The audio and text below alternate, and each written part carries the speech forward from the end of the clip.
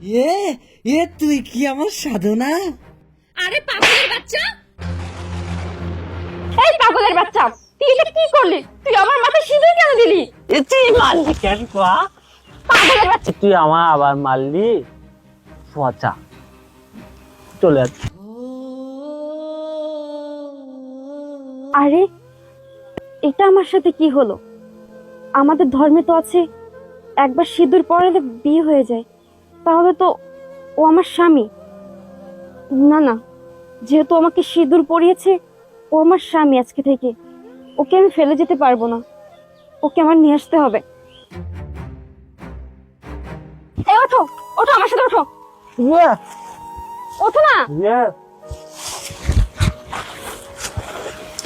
এই শোনো, আরে কই যাচ্ছ তুমি? তুই আমাকে আবার মারবি?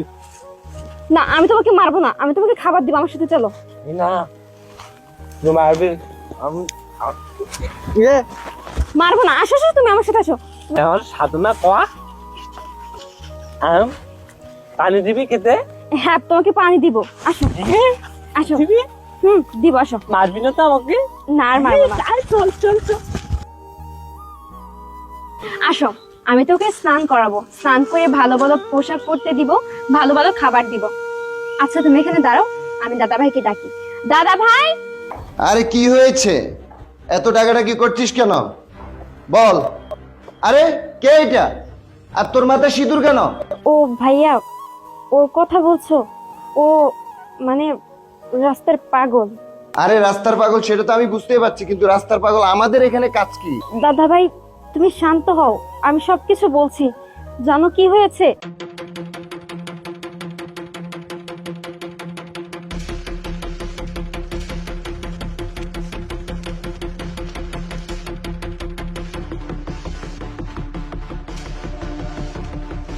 এখন বুঝতে পেরেছো? চুপ, একদম চুপ।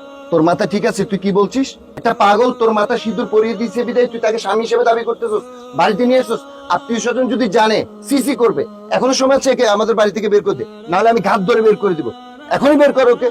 ওর নামে আমার সামনে আর একটা বাজে কথাও বলবে না। তোমরা ওকে না মানলে, কিন্তু আমি ওকে আমার স্বামী হিসেবে মানি। আর শোনো একটা কথা, তোমার যেমন এই বাসার যতটুকু অধিকার আছে, আমার সেম ততটুকু অধিকার আছে। আমার বাবা ঠিক তোমাকে যতটুকু সম্পত্তি লিখে দিয়েছে, আমাকেও ততটুকু সম্পত্তি লিখে দিয়েছে। প্রয়োজন হয় আমি আমার সম্পত্তি বিক্রি করে ওকে আমি সুস্থ করে তুলবো। আমি ভেবেছিলাম তুমি হয়তো আমাকে ভালোবাসো, তুমি সবকিছু মেনে নিবে। তুমি যেহেতু মেনে নাওনি, তাতে আমার কিচ্ছু করার নেই। ও আমার স্বামী, ওকে আমি সুস্থ করে তুলবো। যাও তুমি আর চোখের সামনে থেকে যাও। এখনো বলতেছি এ পাগল